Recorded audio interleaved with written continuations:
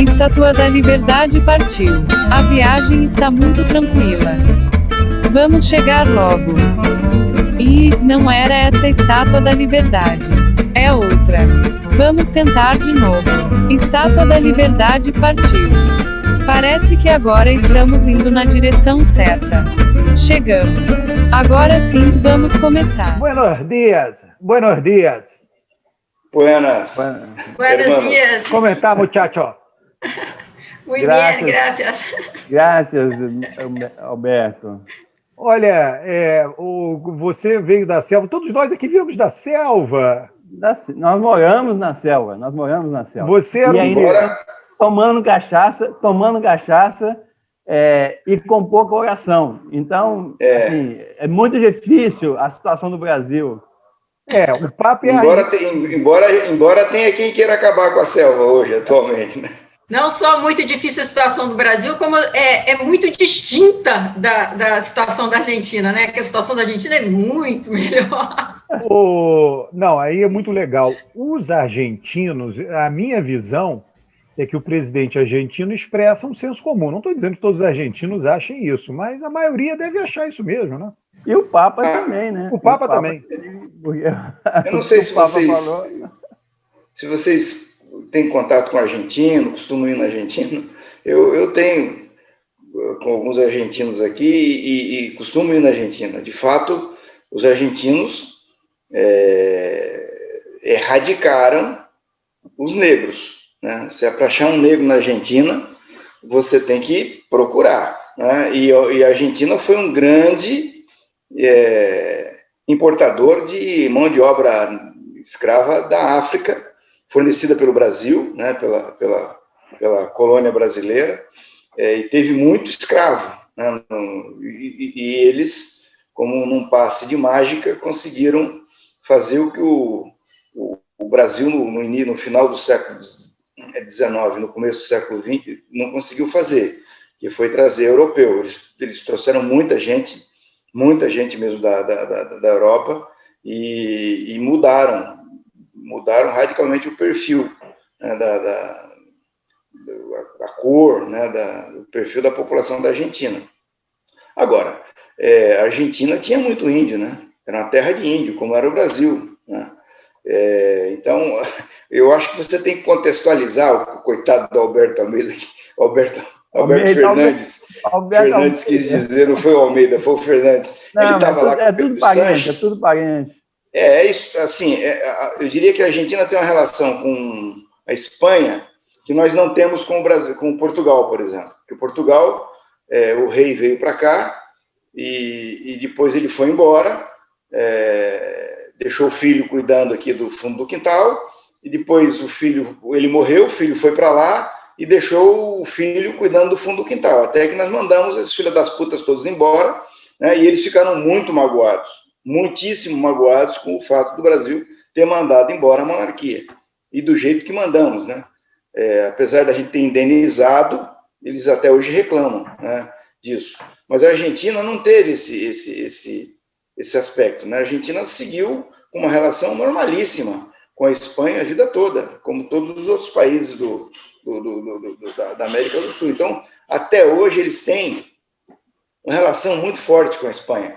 E aí estava lá o Pedro Sanches, que é o primeiro-ministro da Espanha, presidente e primeiro-ministro, e ele quis fazer lá uma fala, né, para dizer da proximidade da Argentina com a Europa e tal, e aí falou uma bobagem. Precisava fazer. Aí os caras, o melhor meme que eu vi foi o cara botando uma foto da Margaret Thatcher, dizendo assim, nós chegamos na Argentina de barco. Eu achei ótimo.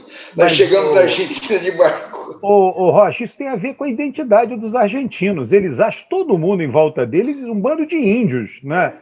Não, mas eles têm um preconceito mesmo. Tem um preconceito. A Argentina tem um preconceito. Mas o Brasil. A Argentina tem um preconceito diferente do preconceito que tem no Brasil. O preconceito no Brasil é contra preto. Não, né?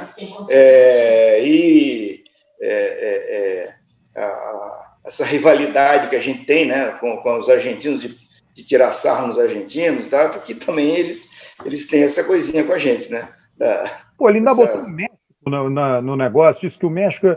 Porque ele tem essa visão, é um país europeu cercado de indígenas por todos os lados. No Brasil, nem indígena são uns bichos que vieram da selva, nem isso. E só escapa o Uruguai, mas o Uruguai ele não fala porque ele também tem um desprezo enorme pelo Uruguai, né? E essa coisa preconceituosa, porque é o seguinte, os argentinos sempre chamaram os brasileiros de macaquitos, né? A gente é macaquito, então se é macaquito, vem da selva, entendeu? Então é tudo muito articulado. Uma vez agora, a Argentina, só para completar isso que o Rocha falou, a Argentina tem boa relação com a Espanha, mas eles queriam ser ingleses, né?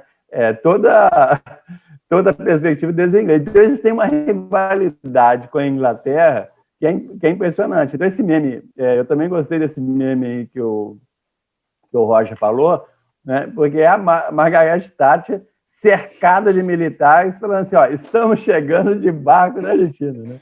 E nem Maradona, com a mão de Deus, ele consegue superar essa coisa. A felicidade dele foi tão grande que, se a gente for discutir essa questão, certo?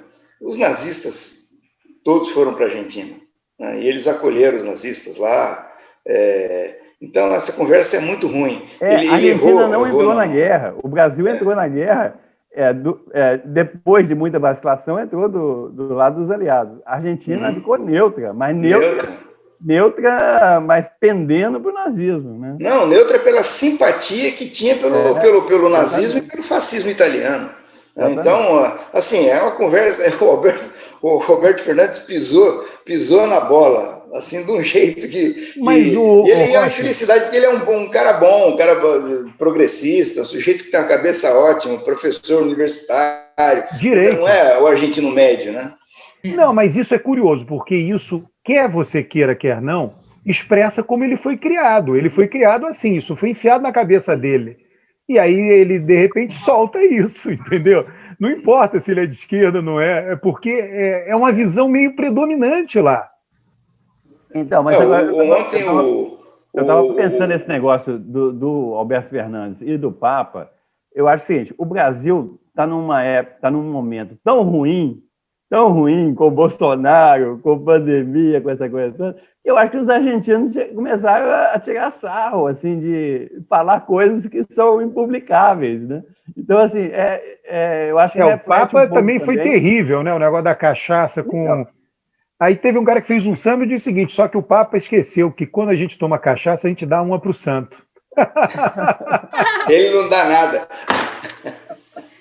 Na verdade, eu acho que tem um pouco isso, tem essa coisa de achar que o problema da autoestima, né? Quando a autoestima começa a ficar baixa, qualquer um acha que pode brincar, que pode... Isso sai meio natural, e juntando com a coisa natural deles se acharem ter essa pegada mais europeia mesmo, né? De já se acharem com essa identidade mais europeia. Agora, só colocando uma coisa que, quando o Rocha falou, me recordei, veio isso na cabeça, é o seguinte, no Brasil também houve uma tentativa de substituição do trabalho negro pelo trabalho com a migração europeia, né? Então, assim, se você pega...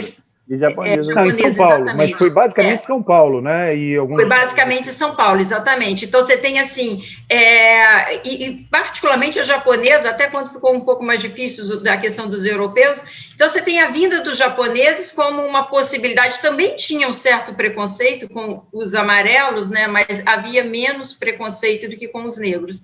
Então... Pode terminar, Isso, não, é só dizer isso, ou seja, houve uma tentativa também de trazer, através da imigração, essa mão de obra, né, para o trabalho.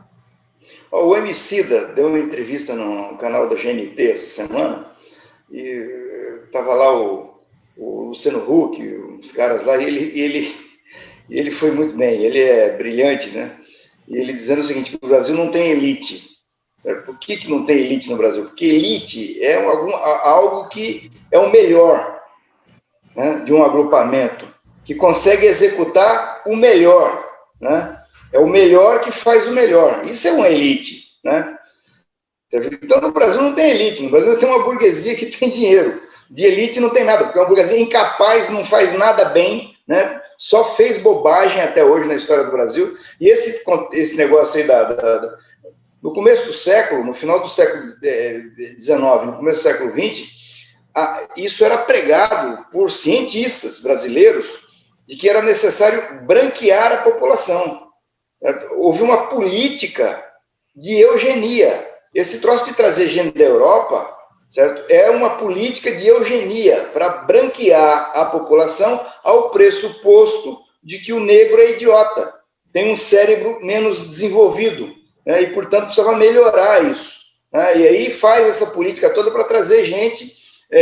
Isso já no final da monarquia, eles estavam com essa conversa, porque sabiam que ia acabar a escravidão. E precisavam branquear a população. Ô Rocha, o Mourão, o vice do Bolsonaro, na campanha, ele falou que índio é preguiçoso. E depois ele falou que ele tinha origem indígena, etc. Mas isso não é século XIX, não. O Mourão repetiu essa teoria recentemente. Mas isso nós temos uma... Assim, nós não podemos falar dos argentinos, eu vou falar sobre isso já, que é o seguinte, nós temos uma contradição no DNA, que é o seguinte, o Brasil tem uma conversa, certo, de que negro é preguiçoso, certo? Repassaram para o negro a história do índio, porque o índio é o seguinte, o índio vivia aqui, né, aí pelos campos, comendo o que tinha, plantando o que dava, e quando a terra ficava ruim, ele mudava de lugar, ia plantar em outro lugar, pegando de uma maneira absolutamente inteligente, porque você tem cada período do ano dá um tipo de produto, né? Então ele plantava o produto que dava naquele período do ano, depois mudava de lugar, porque lá, naquele outro lugar, o fruto lá era mais doce, tá? Então o índio ficava circulando, vivendo de caça, né? Essa era a vida do índio. Aí os caras chegam aqui e querem fazer com que o índio tivesse aquela vida que eles tinham na Europa, trabalhando, produzindo. E tomaram as terras dos índios. Pois é. E queria dar em troca a religião dele, né? E o trabalho forçado. Então assim, como o índio não caiu nessa, e também tinha os jesuítas que achavam que os índios eram almas puras, e que eram pessoas que, efetivamente, por serem almas puras, poderiam ser a nova geração de fiéis, né, do planeta, e eles começaram a brigar para não escravizar os índios. E foi uma briga feia, né, entre os jesuítas e os bandeirantes aí, que queriam escravizar os índios. E aí a solução foi trazer negro da África, né, porque a Europa já não tinha mais escravidão, tinha acabado com essa confusão, e aí traz os caras da África, pega lá, enfia no navio, eles também vieram de barco, né? Os negros também vieram de barco, entendeu? E traz a negrada da África e enche a América inteira. E o Brasil, especialmente, o Brasil foi o maior especialista nisso, por causa de Portugal. E isso redunda no quê? Quem trabalhava desde o descobrimento até o fim da escravidão, quem trabalhava no Brasil eram os negros. Branco era vagabundo. Branco não pegava num machado, não pegava num martelo para nada. Rocha, para ir para a ciência política, assim, o Santiago Dantas, na década de 60, ele falou assim, que o povo brasileiro, enquanto povo, é muito melhor do que a elite brasileira enquanto elite. Uhum. Porque se ele não está dizendo que o povo é melhor do que a elite, ele está dizendo isso, que o povo no papel, ele é melhor. E a elite brasileira sempre foi muito limitada, né? E aí a gente paga um preço até hoje por a gente ter uma elite que não tem projeto, que não tem, que não defende. Porque é o seguinte, se você pega nos Estados Unidos, por exemplo,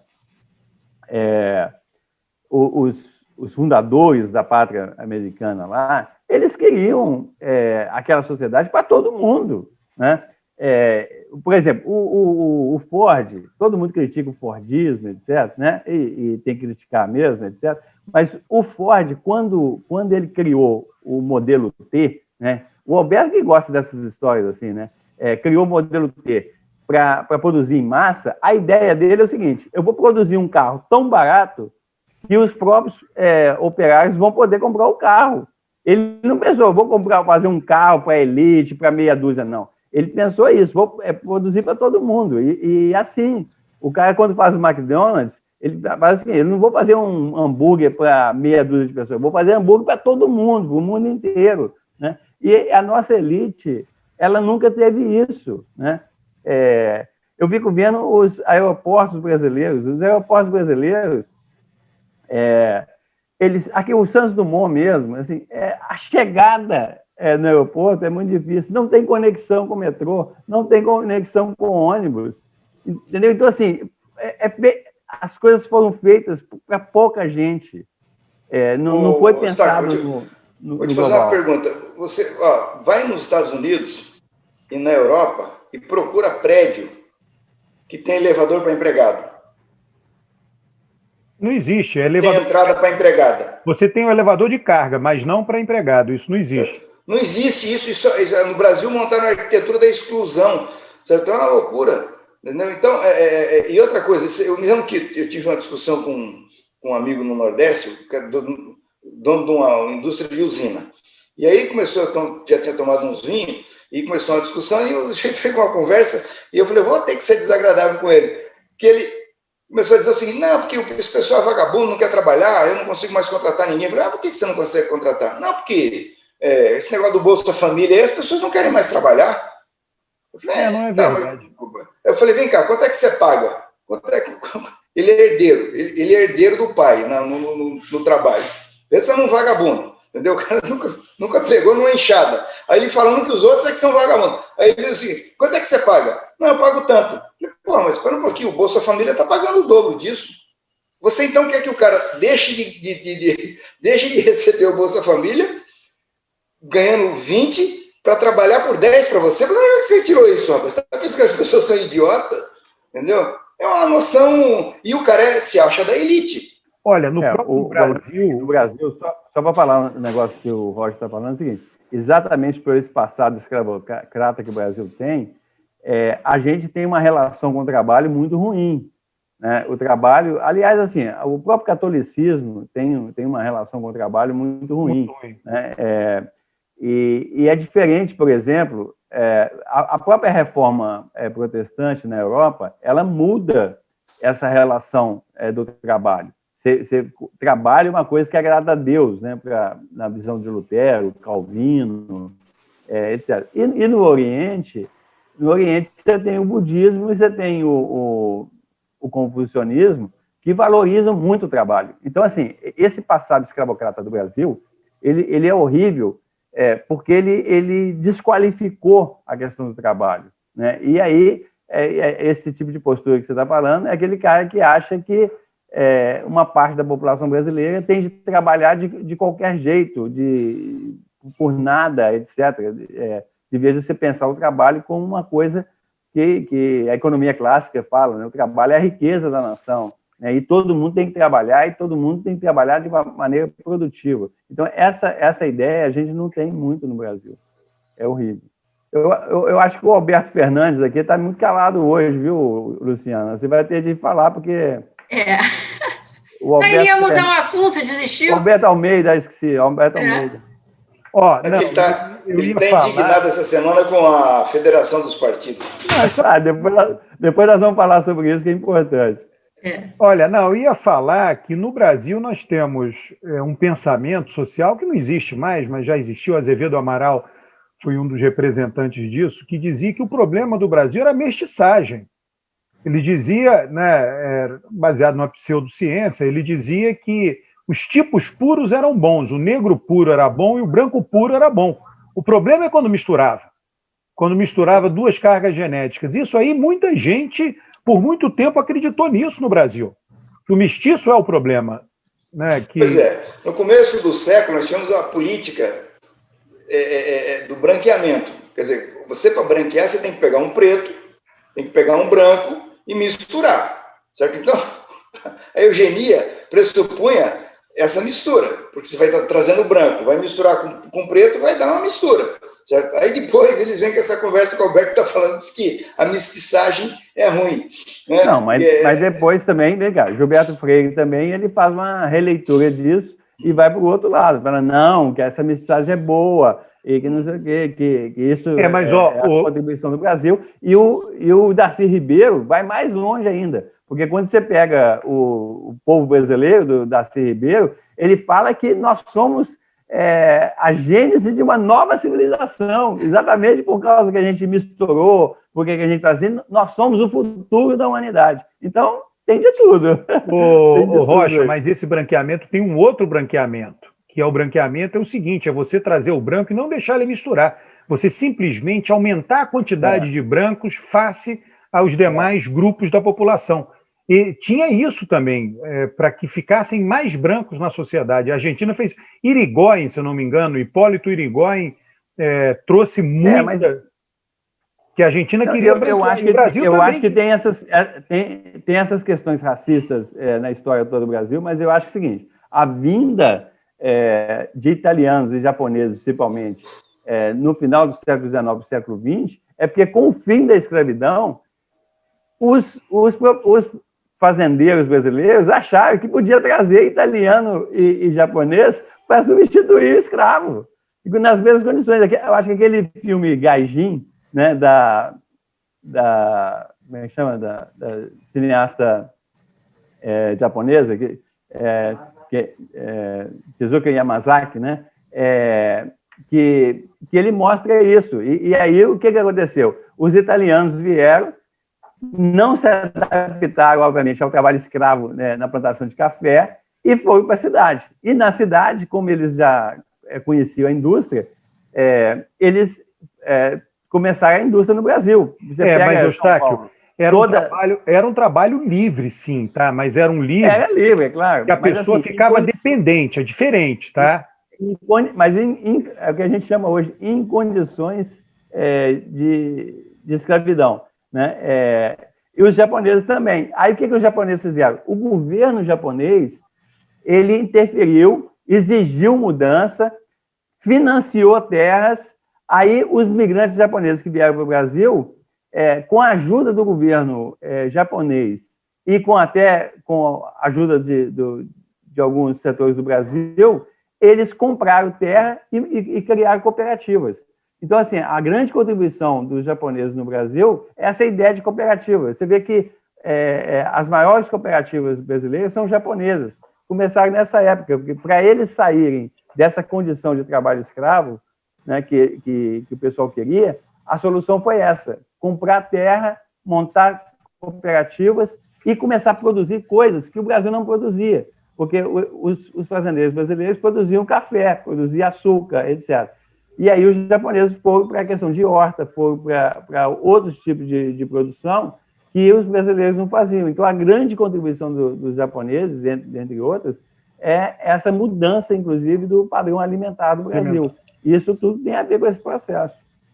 E só colocando uma coisa, acrescentando um pouco isso que o Eustáquio está falando, quando, na verdade, teve essa migração europeia e depois teve a migração japonesa, tem uma discussão se eles vieram para completar um vazio, uma ausência de mão de obra, ou se foi algo intencional para que você não precisasse se utilizar da mão de obra negra, né?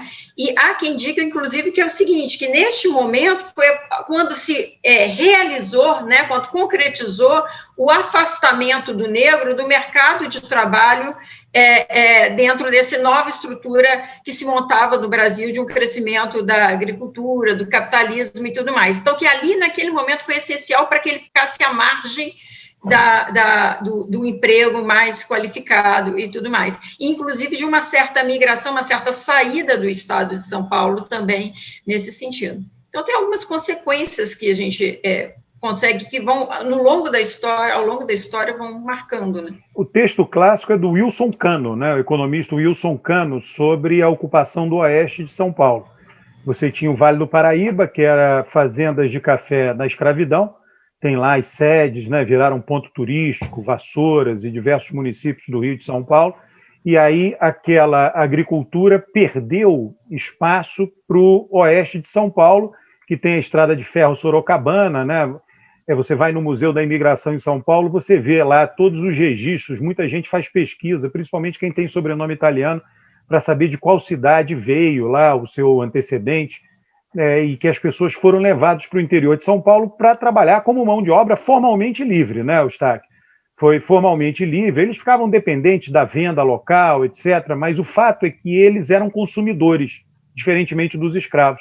E a partir dali se criou um mercado de consumo interno no estado de São Paulo. Né? A escravidão... O café foi fundamental para a industrialização. Industrialização, fundamental. Porque é o seguinte, a produção de açúcar, ela é um monopólio que fica na mão de muito pouca gente. Você não difunde o sistema produtivo dos engenhos da plantação de açúcar. Né? Você tem uma mão de obra desqualificada e recebendo muito da escravidão do Nordeste, a sociedade agrária, que Gilberto Freire dizia, não é uma cultura rural, é uma cultura agrária, né? Mas de quando vem o café é diferente. Como o café, você tem de plantar um café e ele gasta 4, 5 anos para começar a dar, você começa a produzir em pequenas propriedades. Né? E aí, como existia a possibilidade de expansão territorial, né? São Paulo era uma selva, né? Era realmente uma selva. E aí essa selva foi destruída para a plantação de café de pequenos proprietários. Então, isso aí formou um mercado consumidor muito grande. E, além do mais, o café, a exportação de café, envolve uma série de atividades industriais. Você tem de produzir o saco, você tem de produzir máquinas para beneficiar o café, para exportar o café. Depois, a ferrovia. Todas as ferrovias que foram feitas nesse período eram para exportação de café. Inclusive, aqui no Rio, a ferrovia ligando Juiz de Fora, né, a terra lá da Luciana, né, de Juiz de Fora para o Rio, era para exportação, porque a zona da Mata de Minas era a grande produtora de café. Exato. Então, a industrialização do Brasil, né, Rio, Minas e São Paulo, ela se expandiu a partir do avanço do café. O café foi fundamental para criar as bases para a industrialização. Né? E por isso que a industrialização está muito concentrada na região sudeste. Agora, só completar uma coisinha, depois eu passo para você, Rocha. E, inclusive, isso que o Eustáquio falou é o seguinte, uma grande concentração de migrantes em Juiz de Fora, migrantes europeus em Juiz de Fora, vieram justamente para a construção dessa estrada de ferro. Só você falar, o Santos Dumont nasceu em Santos Dumont, né? que é uma cidade atualmente do lado de Juiz de Fora. Juiz de Fora. Ele nasceu na selva, porque assim, era uma fazenda de só mato. Por que ele estava fazendo? Porque o pai dele é engenheiro e estava construindo a ferrovia que ligava, inclusive vinha de Ouro Preto, vinha de Belo Horizonte e tal, para Juiz de Fora e para o Rio de Janeiro. Então, ele nasceu ali em Santos Dumont porque o pai dele, engenheiro, estava trabalhando na estrada de ferro. Mas aqui, vocês estão falando de Minas Gerais, São Paulo, mas aqui para o sul, o que veio para cá foi gente do leste europeu, os poloneses e os alemães vieram para cá. Né? Então, aqui você tem ucraniano, russo... Ucraniano, russo, polonês, alemão, gente daquela região toda, né? Romeno, né? Tem os ciganos que andaram muito tempo por aqui. E aí, a nossa elite ela era tão habituada à exploração que ela achou que ela podia trazer essa gente para cá e continuar a brincadeira que era com o escravo, dar comida para o cara trabalhar em troca de comida. Né? Isso deu muito problema aqui, muita confusão, reclamação do governo alemão, dos governos lá da Ucrânia, daquela região hoje é República Tcheca, tem muito tcheco por essa região aqui, e deu muito desentendimento isso, né? Porque os caras achavam que podiam trazer essa gente para cá e continuar aí, fazer trabalho por comida, né? E moradia.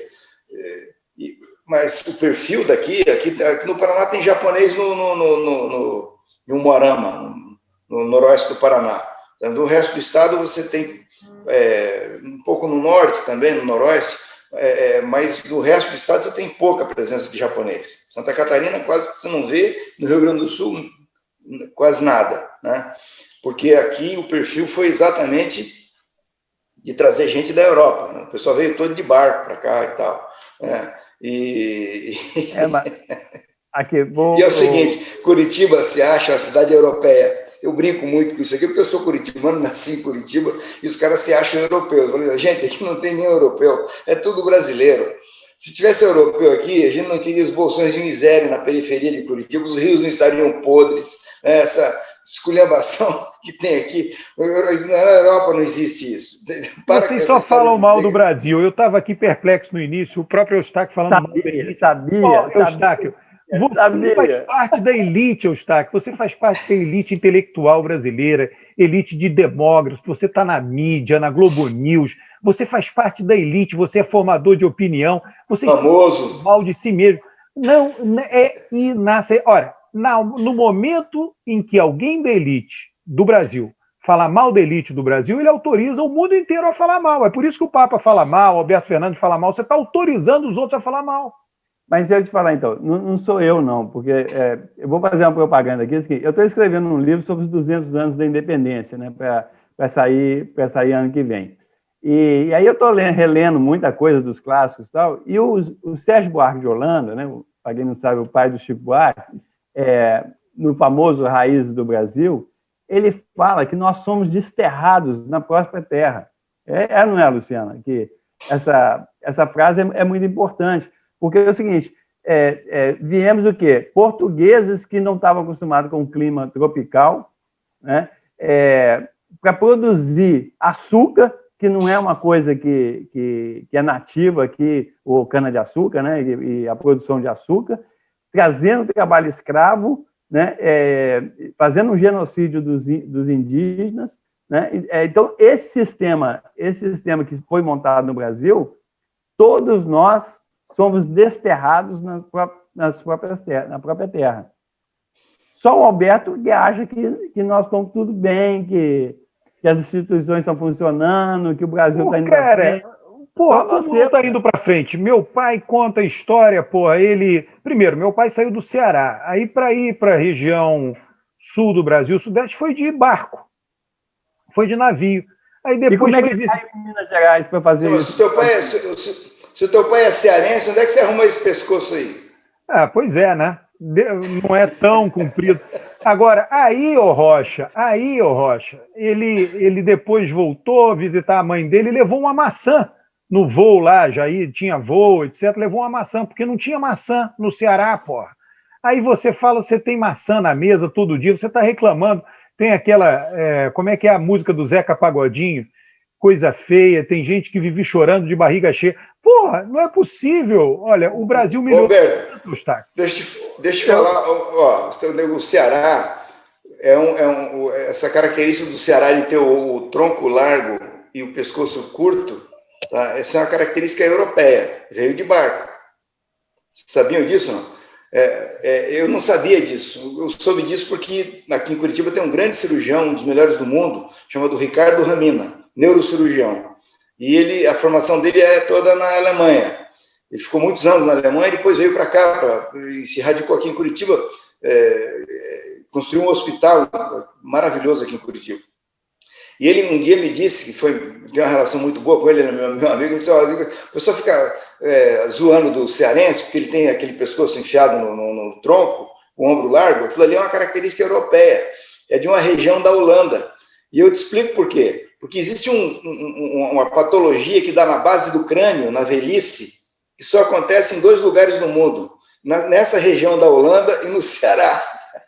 Então, esse troço é de barco, veio de barco, é europeu. O Rocha, uma vez aí, né, eu estudei fora, aí eu fiz lá um amigo inglês, etc. No ano de 2000 ele veio ao Brasil visitar e levei ele num bar típico, né, de Copacabana, aquele Cervantes, muito conhecido. Eu disse, eu vou conhecer lá o Cervantes, comer o sanduíche. Aí ele, um observador, né, inglês, né, com aquela tradição imperialista, ele olha para os garçons do bar e pergunta assim para mim, vem cá, para ser garçom desse bar, só é garçom quem não tem pescoço? Ele perguntou para mim. Porque nenhum garçom tinha. Todos os garçons eram cearenses. Impressionante como é que ele observou aquilo ali. Mas isso que você está falando é engraçado. Os cearenses aqui no Rio, eles entraram nesse ramo de restaurantes, né? E assim, são muitos restaurantes que são de proprietários de cearense.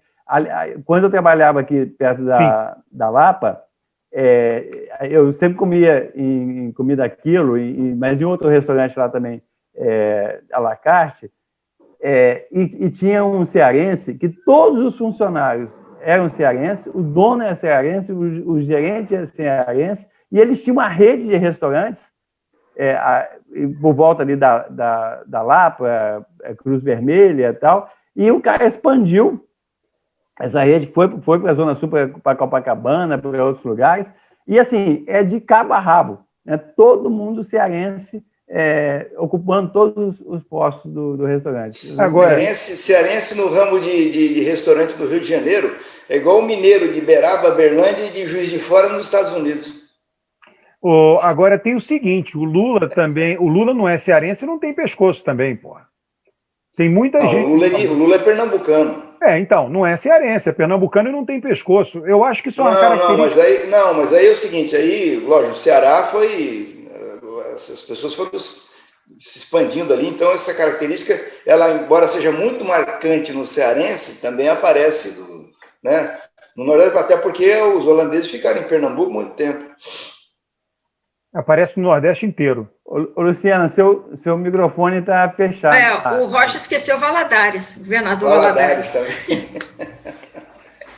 Agora, olha aqui. Que os caras fazem de zoação com mineiro nos Estados Unidos é uma loucura. Eu fui para lá muitas vezes, assim, o pessoal pega no pé dos mineiros lá nos Estados Unidos. É meio absurdo essa defesa desse negócio de federação de partidos. Nós temos que reduzir drasticamente o número de partidos no Brasil. Né? Mas, Roberto, você tem que começar falando o que eu falei no programa passado. Então fala. Eu falei no programa passado que esse negócio da cláusula de barreira não ia funcionar, que o pessoal ia dar um jeitinho, que ia mudar. Eles não esperaram nem uma semana e estão mudando tudo. Veja só, calma, tem muita coisa ainda, porque eles pediram urgência, mas não tem nada escrito até agora, hein? Vai ter que sentar e escrever um projeto, e vai ter muita briga aí na hora que for sentar e escrever esse projeto, o Eustáquio. Aí já se falou em distritão. Distritão é o sonho de quem odeia partido, né? Quem não, o próprio Bolsonaro, ele não gosta de partido, ele quer o distritão, né? Então hoje já está tendo linha cruzada com distritão, se vai ser distritão, se vai ser federação de partidos, né? E o tempo urge, né? Você vai ter o recesso de 15 dias de julho, está chegando, depois entra agosto, setembro, o limite para votar isso é setembro, não tem muito, né? Então tem muita coisa, muita água ainda vai passar embaixo dessa ponte. Se votar, se encaminhar só a questão da federação dos partidos, eu acho que tem chance. Agora, se misturar com outros temas, como distritão, aí vai dar confusão, não vai andar. Não vai acontecer. Não anda nenhum nem outro, está confuso, entendeu? Eu sou muito parcimonioso com isso, porque eu militei na juventude no MDB, né, quando era PDS e MDB. E depois eu militei no PMDB, porque eu era do PCB, então nós estávamos lá escondidos dentro do PMDB e do MDB. E depois foi legalizado o partido, me filiei no partido. Então eu militei num partidinho pequeno, com a bancada de 3 deputados no Congresso. Aí depois virou PPS, eu fui para o PPS e aí ficou um partido médio, que tinha uma bancada mais razoável no Congresso. Então eu andei circulando por partido de bancada pequena, com bancada média e com bancada grande, que era o MDB. Então, nós temos 30 anos de democracia e é difícil você querer, por decreto, resolver todos os problemas de uma vez só. A cláusula de barreira, ela foi pensada já na Constituição de 88. E quanto tempo ela demorou para ser implementada, porque é muito difícil você fazer as coisas num Congresso como nós temos, né? Finalmente ela foi implantada, está aí em vigor. Eu não acredito que tenha retorno, né, que recue em relação à cláusula de barreira, porque para os partidos maiores é uma beleza, uma coisa boa. A questão é como acomodar os partidos que não vão conseguir atingir a cláusula de barreira. E esse é o problema.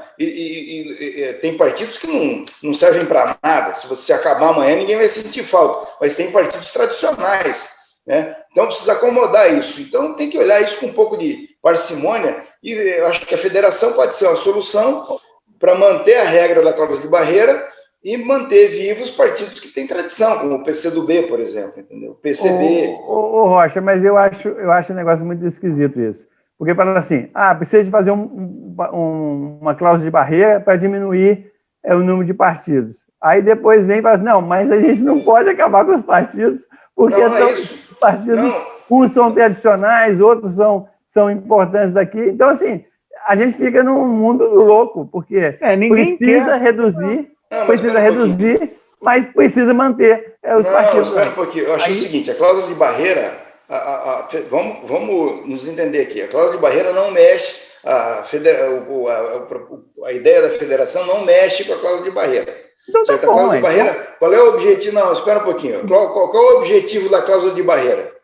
Reduzir a quantidade de partidos no parlamento. Esse é o objetivo da cláusula de barreira. Ponto. Tá? Isso. Não é então, que não exista partido. Então, não é que não exista partido. Para que a gente está pensando em salvar esses partidos tradicionais, se eles não vão ser eliminados pela cláusula de barreira? Não é salvar. É o seguinte, esses partidos vão continuar. Você acha que o Partido Comunista vai deixar de existir porque não tem representante no parlamento? Mas quantos anos na história da República o Partido Comunista no Brasil existiu sem representante no parlamento? Então, para que precisa de mudar a cláusula de barreira? Não é. Porque é o seguinte, porque você tem que dar voz para esses segmentos. Aí é o seguinte, você tem 10 partidos, certo? Esses 10 partidos não vão conseguir representação no parlamento, mas são partidos que têm presença em movimento sindical, presença no movimento operário, no movimento de sem teto, sem terra, né, na sociedade do LGBT, essas pessoas estão presentes na sociedade, estão nos movimentos sociais. Certo? E tem esses partidos, e elas não querem entrar nos outros partidos. Então, montam a federação, esses 10 partidos vão para dentro da federação. Você vai ter um partido no Congresso, ao invés de 10 partidos com 2, 3 deputados. Entendeu? Então, a cláusula de barreira está cumprida. Isso aí já é um efeito da cláusula de barreira. Entendeu? Não. É isso? Eu acho o seguinte, eu acho que a gente, toda hora que tem essa discussão de redução do número de partidos, vem esse argumento, né? Tem toda a ideia de que, olha, qual que é o preço de você reduzir o número de partidos? Você subrepresentar as minorias. Então, sempre tem essa questão da representação versus a governabilidade. É sempre essa discussão que está em jogo, né? Se eu aumento a governabilidade, eu corro o risco de diminuir a representação. Se eu aumento demais a representação, eu corro o risco de diminuir a governabilidade. Então, é sempre essa discussão que está de pano de fundo, só que a gente tem uma situação hoje, uma fragmentação muito grande, que compromete, de fato, a questão da governabilidade. Então, o que incomoda, eu diria, vamos por partes, né? A princípio, a mim me incomoda a ideia de que toda vez você tem um arranjo institucional para bater de frente com este problema, e aí, ou seja, da excessiva fragmentação partidária que acaba comprometendo a governabilidade, e depois você tem um paliativo institucional que impede que isso, de fato, entre em vigor. A gente teve, por exemplo, em 1995, o Congresso aprovou a cláusula de barreira, né? E aí depois, ou seja, em 2006, quando você teve, de 95 a 2006, 11 anos para que os partidos se adaptassem, se ajustassem. Pô, excelente, Luciana. Aí você volta atrás na ideia da cláusula de barreira. Então, e isso recorrentemente acontece. Por exemplo, também aconteceu mais recentemente a questão da consulta sobre a questão de se era possível mudar de partido. né? E aí, talvez vocês me ajudem a trazer isso melhor na memória. E aí, o que aconteceu? Quando houve essa consulta ao Supremo Tribunal Federal, a ideia foi que não pode mudar de partido, se o parlamentar mudar de partido, ele perde a cadeira. Então, começou a colocar esse pauta. Aqui que os parlamentares começaram a fazer, fazer uso das exceções. As exceções eram criar um novo partido.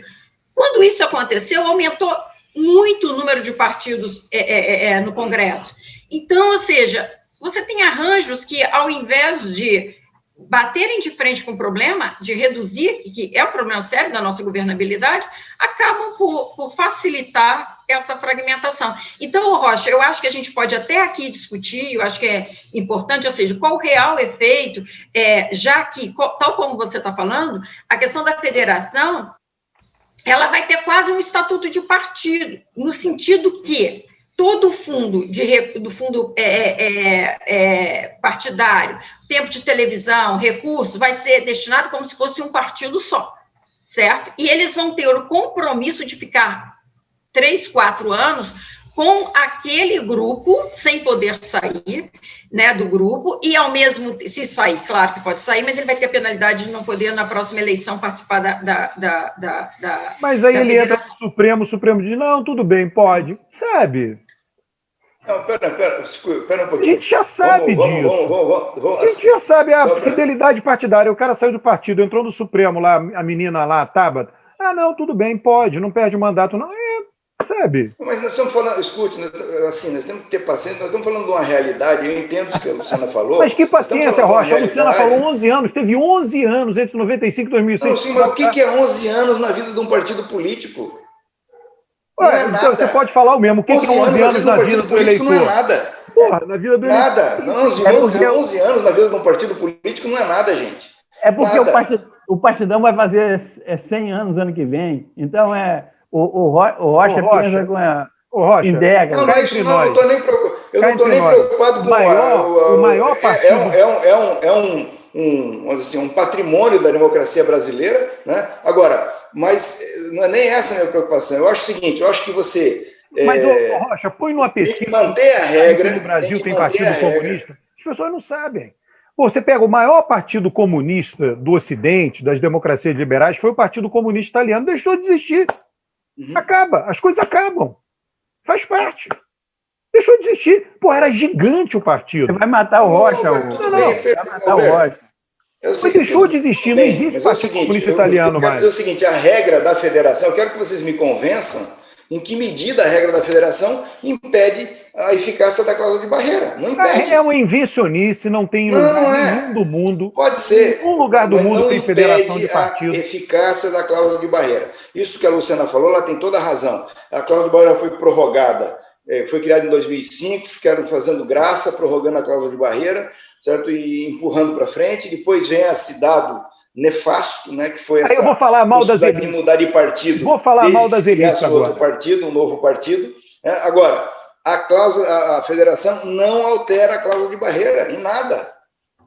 Vou falar mal das elites. A elite política brasileira não faz um sistema partidário que funcione para o povo, faz um sistema partidário que funciona para ela, elite.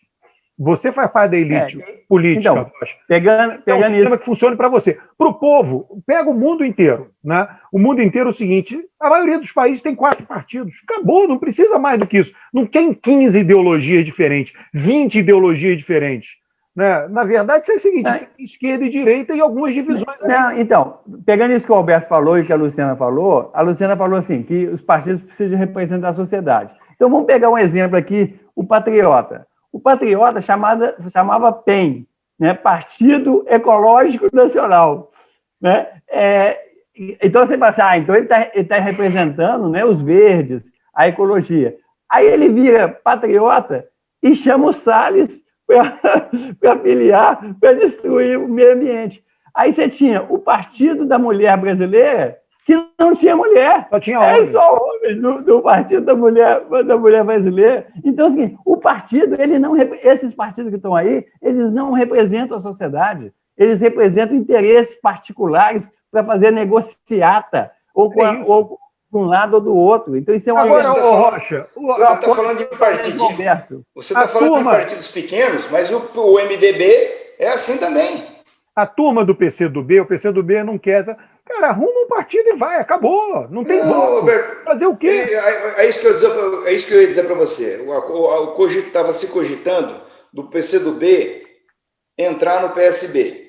Tá? O que ia acontecer? O PCdoB ia virar uma tendência dentro do PSB. Certo? Ou seja, o PSB informalmente ia virar uma federação. Certo? Mas o PCdoB ia continuar existindo, inclusive dentro do parlamento, com seus parlamentares lá. Dentro do parlamento, mas através do PSB. Através do PSB. Assim como o PCB, o PCdoB, o MR8, várias tendências que hoje estão no PT, tinham representação no parlamento brasileiro através do MDB, que era uma federação. O MDB era uma federação. Nós temos uma tradição de federação partidária no Brasil. Certo? Não estamos inventando nada. Mas você acha que o democrata nos Estados Unidos é diferente? O MDB, o que era o MDB? Era uma federação. O que era a Arena? Você acha que o Partido Democrata nos Estados Unidos é diferente? O pessoal chama Partido Ônibus. Justamente por isso. Tem um grupo lá que Você entendeu? Aí você vai dizer que os democratas nos Estados Unidos é uma federação de partidos? Não, é um partido político. Você entendeu? Você acha que é tudo igual lá dentro? Não é. De você rotular as coisas, é só rótulo. Não é. É partido político, exige massa crítica. Você tem um partido que as pessoas convivem, a democracia representativa se faz por meio de partidos políticos fortes e estruturados, que é um problema que o Brasil não tem. A realidade é a que o Eustáquio traçou aí. É isso aí, os partidos são isso. Você não vai fazer partido político genuíno, como é o PT, como é o PSOL, por decreto. Não, o povo é que vai fazer isso nas urnas. Rocha, não é por decreto. O número de partidos de cada país tem a ver com o sistema eleitoral de cada país. Quem decide o sistema eleitoral é a elite política, é um problema de engenharia política. Tem lá uma lei, a elite política define, eu quero essa engenharia política, eu quero o sistema distrital. O sistema distrital leva a ter 2 partidos. Então, todos os países do mundo que têm 2 partidos, ou quase, um pouco mais do que 2, são partidos que têm um sistema eleitoral distrital, porque é um resultado de engenharia institucional. Aí você pega todos os países do mundo que são multipartidários, tem o sistema eleitoral proporcional. Só que o sistema eleitoral proporcional tem uma variação grande dentro dele, ele pode ser mais ou menos proporcional. A Espanha, por exemplo, tem um sistema proporcional com distritos eleitorais pequenos, elege 5, 6 deputados por distrito. Isso torna o sistema da Espanha um sistema com menos partidos, porque o número, justamente por isso, porque o número de deputados eleitos por distrito é muito pequeno. No Brasil, você elege, o Distrito Eleitoral São Paulo elege 70 deputados federais. Isso permite ter muitos partidos. É um distrito eleitoral imenso, grande, imenso, o distrito eleitoral chamado São Paulo. Então, como você, dentro do sistema proporcional, elege 70 deputados federais, você acaba tendo muitos partidos, a não ser que você coloque uma cláusula de barreira. Veja só, ter muitos partidos só é útil para a elite política que domina esses partidos quando há uma legislação permissiva, que dá tempo de TV, dá fundo partidário, dá acesso a comissões. Agora, para o eleitor não é, o eleitor não fica acompanhando a política. Você fala, olha, eu acho, você fala que determinados partidos são tradicionais do ponto de vista da elite, não do ponto de vista do povo. Do povo não tem nenhum. Se tem um partido tradicional no Brasil, é um só, que é o PT, do ponto de vista do povo. Eu vou fazer uma coisa rara nesse programa, hein? Vou concordar com o Alberto. Eu queria colocar um outro problema também nessa relação entre o eleitorado e os partidos. Essa fragmentação excessiva, que a gente tem falado aqui, muita fragmentação no parlamento, mas ela é ainda maior na esfera eleitoral. Essa fragmentação excessiva faz com que os eleitores tenham mais dificuldade de saber quais são as plataformas e quais são o que defendem os partidos, quais são e o que defendem. Então, fica como se fosse uma coisa de fumaça que você não consegue identificar e você não consegue cobrar. Então, se você não identifica, não sabe o que é, você também não sabe cobrar. Isso faz com que os partidos fiquem mais soltos dentro do parlamento para fazer o que querem, né? Inclusive negociar de acordo com seus interesses da legenda ou pessoais, mas isso leva a esse problema que o Eustáquio está falando, essa dificuldade de identificação de plataformas. Se nós tivéssemos menos partidos, seria mais, aumentaria a que a gente fala, que é a transparência de responsabilidade. Ou seja, você sabe o que eles defendem e você sabe controlá-los dentro do parlamento. Isso talvez teria um resgate, uma possibilidade de resgate desse vínculo eleitor e partido que está tão desgastado. Rocha, você está querendo... Você está apegado ao passado. Você está apegado ao passado. O comunismo acabou, Rocha. É um fato. Vocês estão idealizando o Brasil. Tem municípios aí que tem Câmara de Vereadores com 4 partidos. E a realidade, a porcaria é a mesma do Brasil, que tem 30. Entendeu? Assim, não são poucos municípios que tem 3, 4 partidos lá representados na Câmara de Vereadores. E a realidade não é diferente da realidade do Brasil. Eu acho que o defeito original, né, é o problema do desrespeito com que a elite política trata os partidos políticos. Certo? Para mim, não é um absurdo ter 30 partidos. O Brasil é do tamanho que é, sempre teve muito partido, a vida toda teve até partido regional no passado. Né? Poxa, agora, para mim, o absurdo é você permitir que um deputado saia de um partido e entre no outro partido, sem perder um mandato. Isso, para mim, é um horror. Isso é uma coisa inadmissível. Isso acontece porque os partidos são fracos. Essa coisa de que o Brasil é diverso, é grande e não surpreende ter 30 partidos, se você aplicasse essa lógica à Índia, a Índia tinha que ter 800 partidos. Não, mas não é assim, não faz sentido isso. Qual que é o defeito, vou dizer qual que é o defeito original. O defeito original é assim, eu já fui candidato a deputado estadual em 90 pelo PCB, só que eu era o único candidato do partido. Né? Mas, normalmente, você pega uma eleição, o partido monta uma chapa, tá? E aí vai disputar a eleição, deputado estadual, federal, vereador. O meu inimigo não está no outro partido. O meu adversário, o cara que vai me derrotar, não está no outro partido. O cara que vai me derrotar está no meu partido. Certo? Ele que vai tirar a minha vaga. Tá? Então, isso aí é um horror. Certo? É um negócio assim, é um erro na alma. Certo? Não há partido político que resista a essa lógica dos seus membros ficarem se dilacerando, inclusive, às vezes no mesmo distrito. Você está sendo inversionista. É uma loucura. Isso tem que acabar. Então é o seguinte, eu acho que, para começar a resolver isso, na minha opinião, era o sistema público, financiamento público, acabar com o financiamento privado, e segundo, lista partidária. Tá? Lista partidária. A pessoa tem que votar no partido e não votar no fulano, no beltrano, no ciclano. Estamos caminhando para o final. E a grande notícia do programa de hoje foi Eustáquio concordar comigo. Né? Então você tem o privilégio, Eustáquio. Não, o privilégio aqui de concluir o programa é da Luciana. Você tem o privilégio de falar antes da Luciana, Eustáquio. Não, ele tem o privilégio de concordar com você todo o tempo. Mas ele resiste bravamente. Não, é o seguinte, eu quero discordar do Rocha. Não, eu posso estar falando bobagem, depois a Luciana me corrige, mas é o seguinte, eu não gosto de financiamento público para partido, não. Eu acho que partido é uma coisa da sociedade civil, ele tem de buscar o próprio financiamento na sociedade civil. Esse negócio de ficar pegando tudo do Estado, de graça, pegar uns recursos e manipulando esses recursos, eu posso estar falando bobagem, mas eu não gosto disso. Eu acho que partido tem que se autofinanciar e mostrar serviço para conseguir esse autofinanciamento. Não, você não está falando bobagem, não, é que você é liberal. E daí?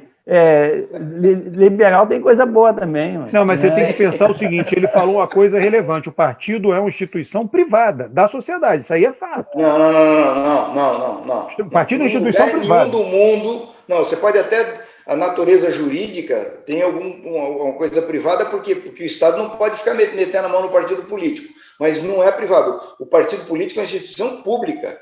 No Brasil, ainda mais, inclusive, porque tem que prestar conta ao Tribunal de Contas. Mas de direito privado. De direito privado. Tem fundação pública de direito privado no Brasil. Então eu vou fazer uma coisa, eu queria Luciana, encerra aí. Tá, eu só acho que a gente devia voltar muito mais a esses assuntos sobre as regras do sistema político, porque são sempre muito gostosos da gente conversar, e acho que esclarecem para as pessoas, né? Inclusive as divergências de ideias. Uma coisa, Rocha, eu acho o seguinte, a gente falou muito aqui da engenharia institucional, né, e os efeitos dela no processo de representação, e você citou o caso das cidades pequenas, mas é claro que não é só engenharia institucional que resolve tudo, né? Ela é um forte componente a partir do qual os atores tomam suas decisões.